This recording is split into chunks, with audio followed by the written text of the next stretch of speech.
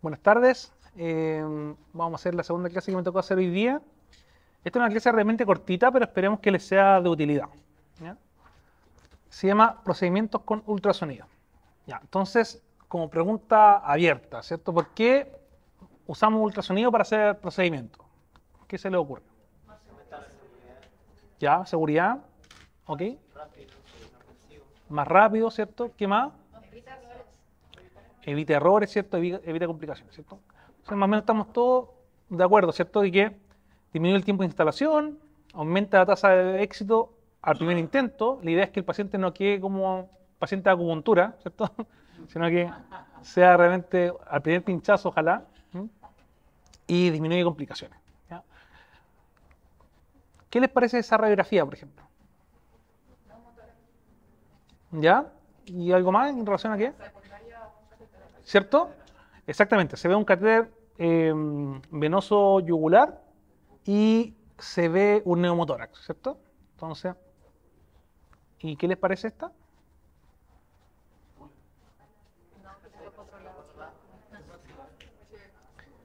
Exacto, este es un catéter que intentó ser subclavio, pero se fue hacia arriba, ¿sí?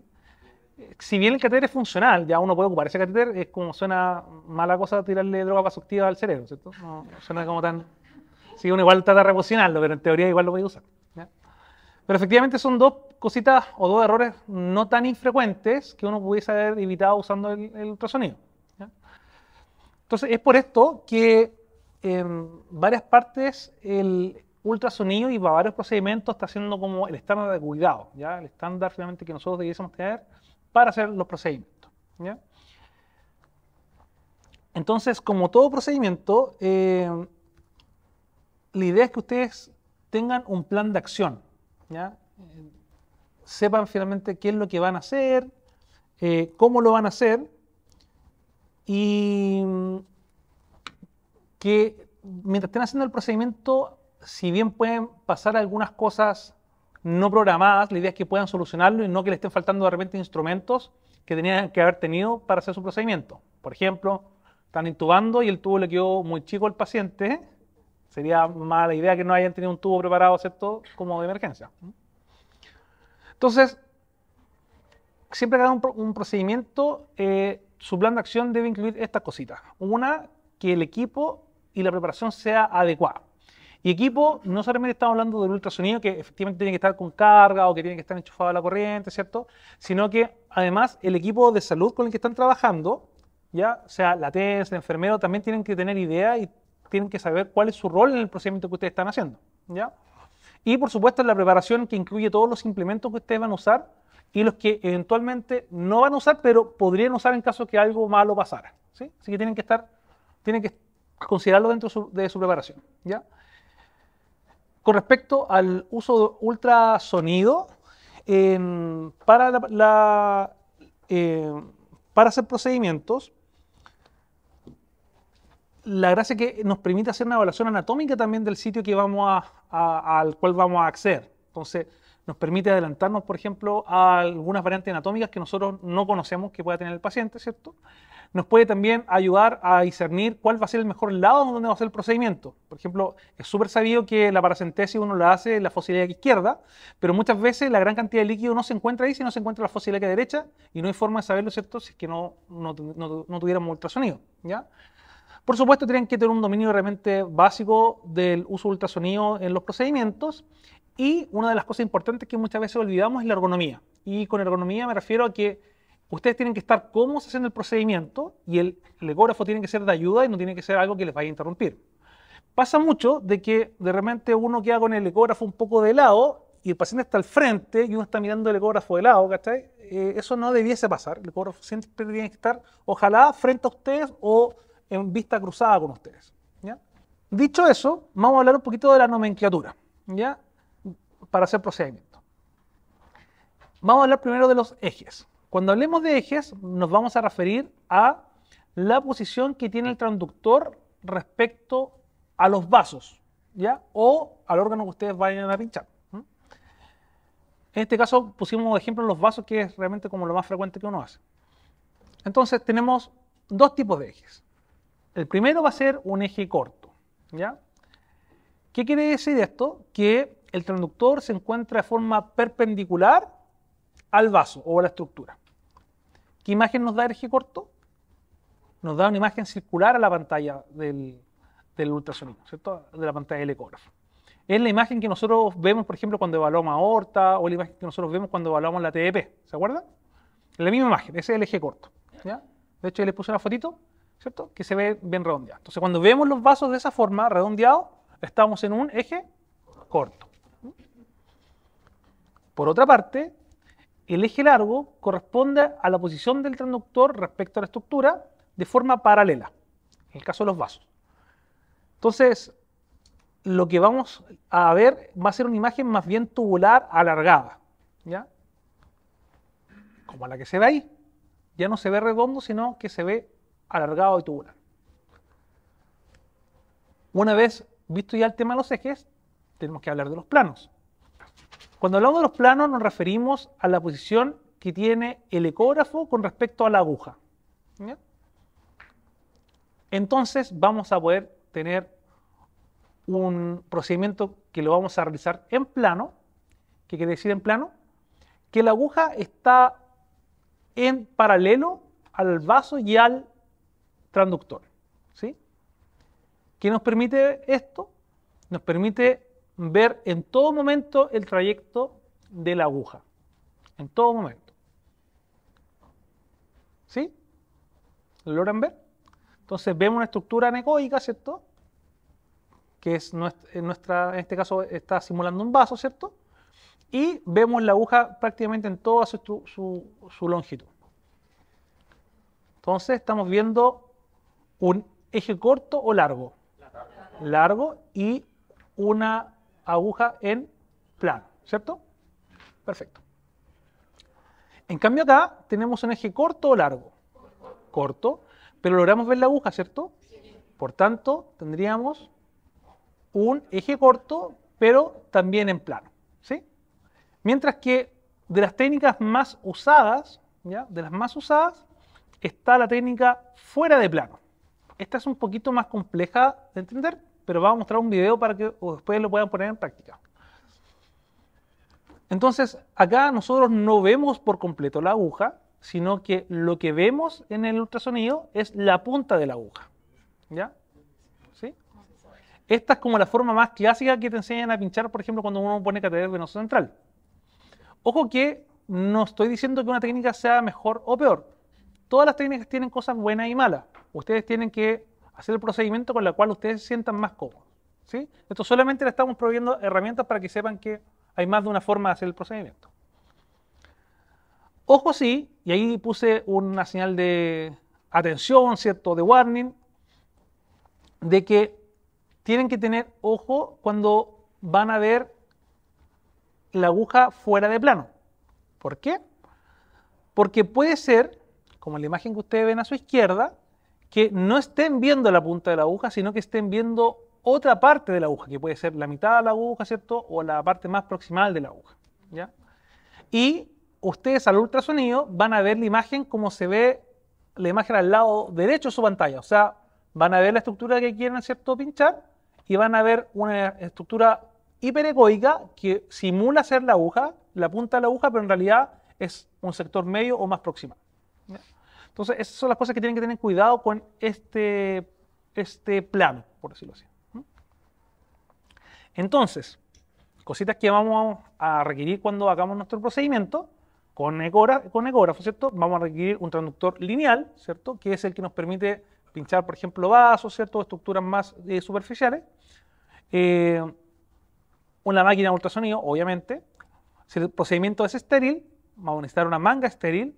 En el caso de que no tengan, se puede improvisar. Nosotros les voy a mostrar una foto como lo hacemos de repente en el Soto del Río cuando no tenemos, ¿ya? Y gel estéril según disponibilidad. El gel estéril es, yo voy a decir algo un poco controversial porque a mí personalmente no me gusta, yo no lo ocupo mucho, yo prefiero usar suero. Principalmente no porque se vea mal o se vea peor, lo que pasa es que cuando uno pone el catéter siento que al pasar la guía o al pasar el dilatador las manos te quedan muy resbalosas, entonces siento que pierdo agarre, cosa que no me pasa cuando ocupo suero. Pero es una decisión mía personal, ¿ya? Entonces eso ya es gusto del consumidor. Entonces esta es la manga clásica, ¿cierto? Que tenemos la manga estéril con su gel estéril, ¿ya? Pero la manga improvisada corresponde a paños estéril que lo que hacen es envolver, ¿cierto?, el cable y parte del transductor. Se agarra un guante estéril, el guante estéril se corta la parte baja que va hacia el puño, ¿ya? Esa parte que se corta va a funcionar como de elástico, ¿ya? Y los dedos y la parte correspondiente a la palma, ¿cierto?, y dorso de la mano van a ser la parte que van a cubrir el transductor, ¿ya? Y posteriormente van a amarrar, ¿cierto?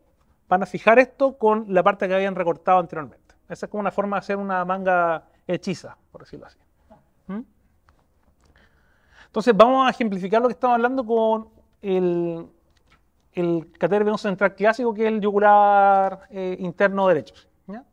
Entonces tenemos este pacientito, ¿cierto?, al cual le queremos poner un acceso venoso central.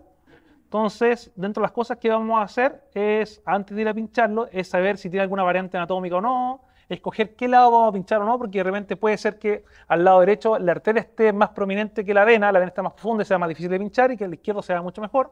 Entonces son cositas que el ecógrafo nos permite adelantarnos para escoger el mejor sitio.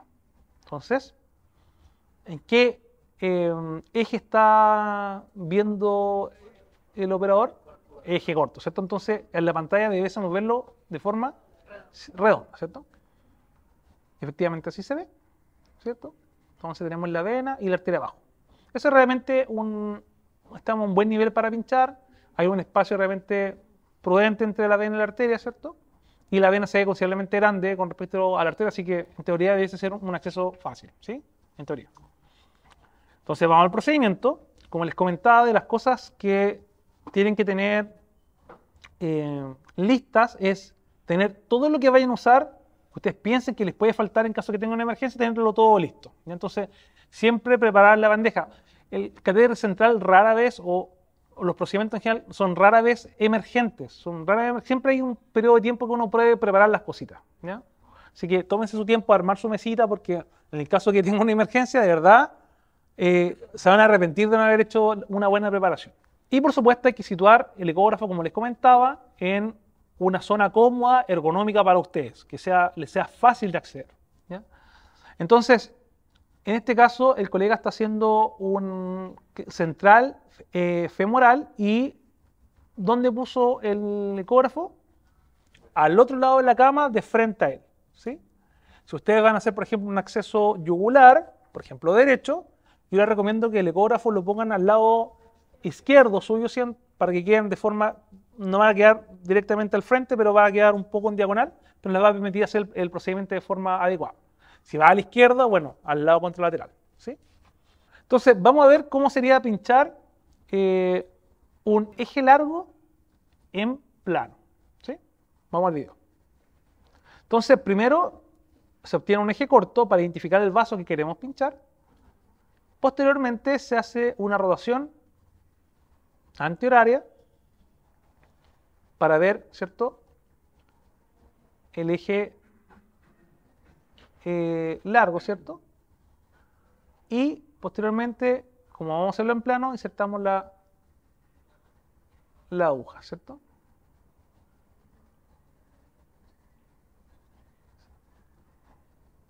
Listo, está dentro del vaso y procede a introducir la guía metálica, ¿sí? Entonces ustedes le pueden ir siguiendo en vivo cómo va ocurriendo todo el proceso. ¿Qué cosas se le ocurre a ustedes que desventajas puede tener esta técnica? Porque se ve súper bonita, ¿cierto? Así que... O sea, usualmente el video muestra dos manos por un tema educacional nomás, pero usualmente es solamente un operador, ¿no? Pero ¿qué se le ocurre que puede ser?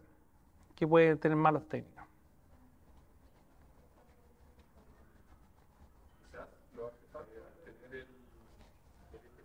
¿Mm?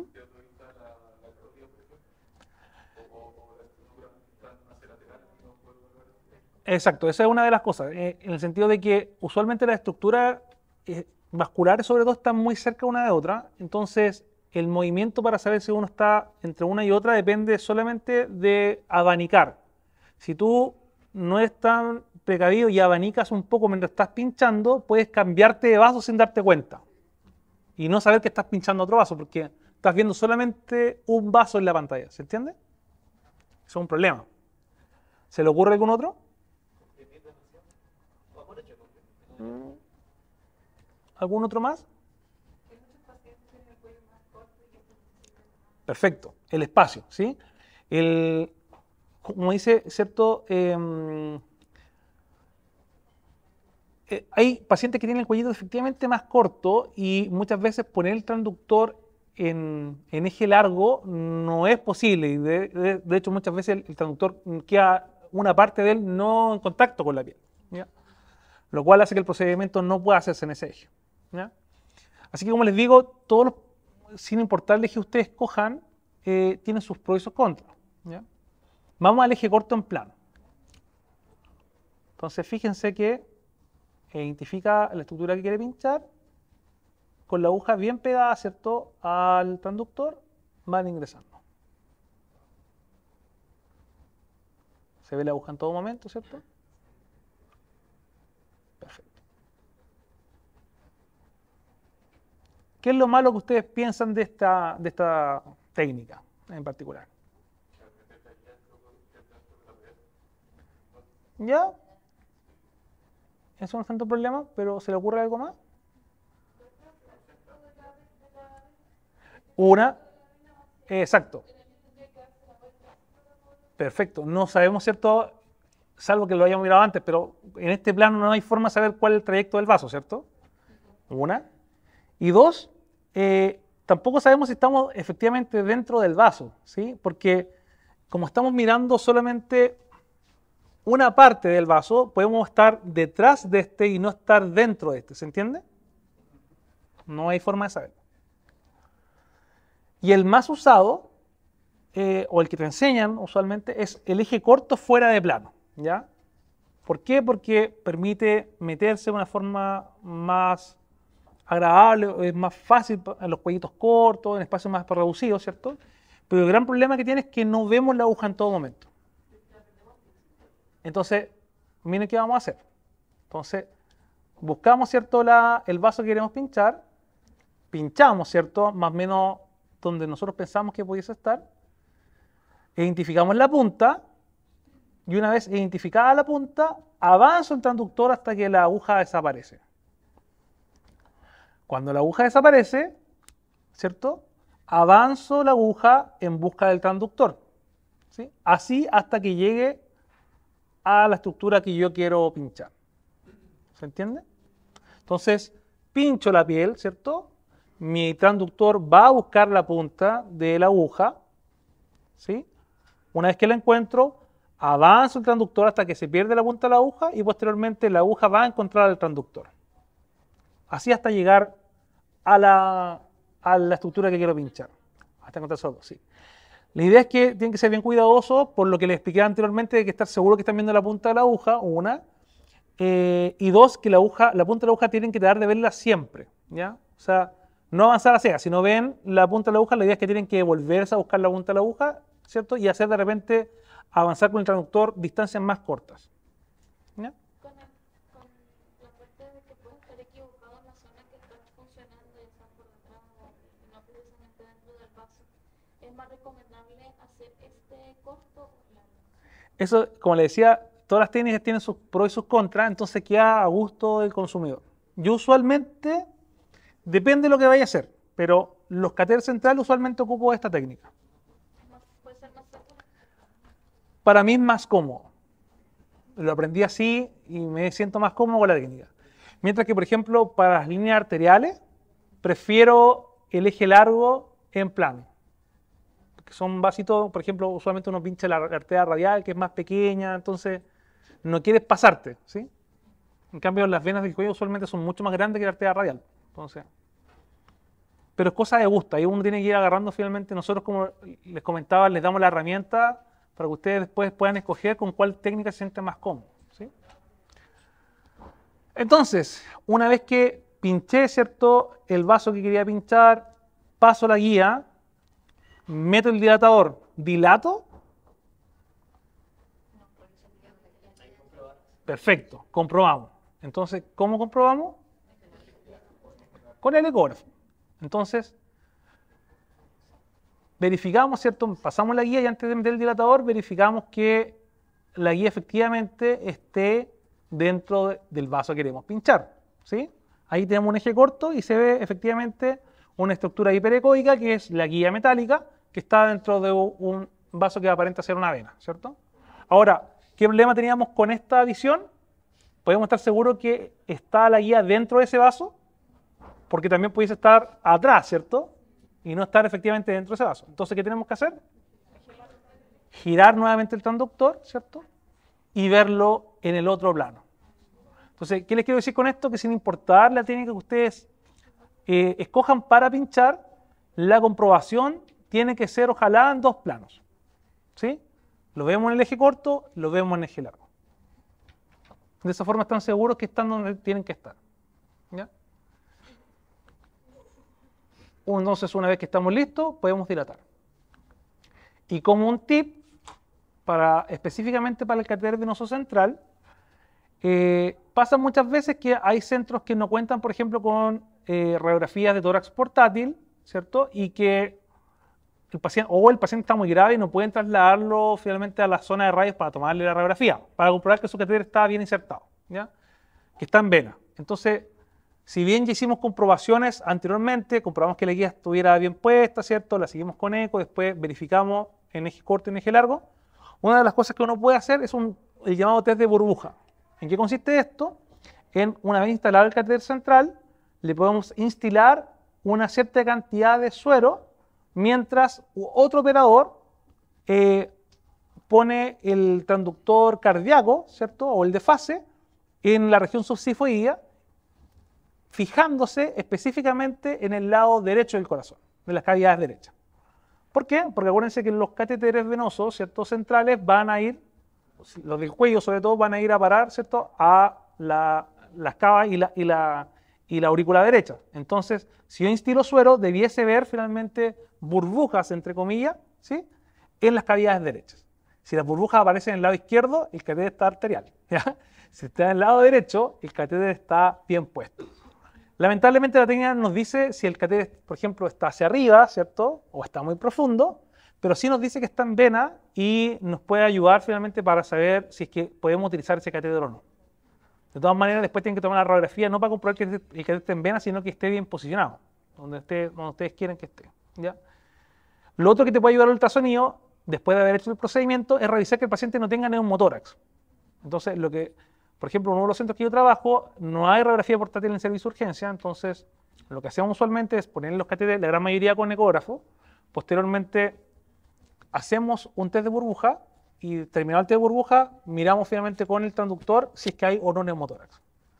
Entonces la enfermera usualmente te pregunta, doctor, ¿podemos usar el catéter? Sí, ocúpelo, no tiene neumotórax y está en vena. Está para arriba, está para abajo, no te puedo decir, porque no tenemos la máquina de rayos, pero sí el catéter está funcionando. ¿Se entiende? Eso. La idea es que el aprender a pinchar de esta forma, en plano, ¿cierto? Fuera de plano, lo puedan ocupar también para algunos otros tipos de procedimientos, ¿ya? El doctor Basaure tiene, no sé si les comentó de su canal de YouTube. Entonces, en su canal de YouTube sube también forma de hacer algunos procedimientos. Por ejemplo, enseña cómo marcar las funciones lumbares, por darte un ejemplo, y te enseña cómo hacerlo en plano y fuera de plano, que suena también súper como útil, sobre todo en algunos pacientes que son más difíciles de pinchar. Así que eso, la idea es que en un ratito más vamos a tener el práctico, vamos a tener unas especies como de estructuras de gel chiquititas que simulan vasos, tienen como vasos adentro donde van a poder pinchar y practicar las dos técnicas. ¿Dudas, consultas? ¿Todo bien? No usa dice, no puede saber si el catéter fue para arriba o para abajo, pero no es útil siendo yugular y un poco por el eco a ver si se puede hacer, sí, se puede hacer. Ahora, con los yugulares en general no hay tanto problema, porque tú pinchas con el yugular y metes la guía hacia abajo. Entonces, por gravedad va a ir hacia abajo. El gran problema son los catéteres subclavios, ¿ya? Porque ¿se pueden poner catéteres subclavios con eco? Sí, se puede. Se puede. La técnica es un poquito más difícil, ¿cachai? Entonces la gran mayoría de la gente no sabe usar el ecógrafo por el catéter subclavio, entonces los pone todavía con reparo anatómico. ¿Ya? Es más que nada por eso. Los catéteres subclavios usualmente tienden a irse un poco hacia arriba en algunas oportunidades.